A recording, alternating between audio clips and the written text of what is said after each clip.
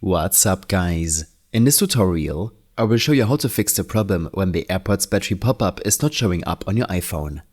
First, make sure your AirPods have some battery left. If they don't, they won't connect properly and you won't see the pop-up on your iPhone.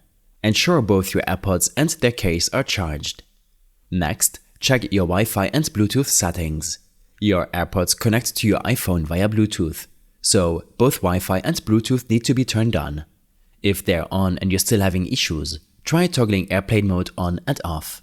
Turn on airplane mode, wait for a couple of seconds and then turn it off. Lock your iPhone, unlock it, and then check if the pop-up appears. If that doesn't work, try resetting your AirPods. To do this, open the AirPods case and locate the button at the back. Press and hold this button until the light on the case starts blinking. This indicates that the AirPods have been reset.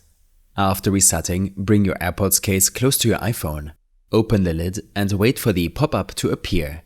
Tap Connect when the pop-up appears to reconnect your AirPods to your iPhone.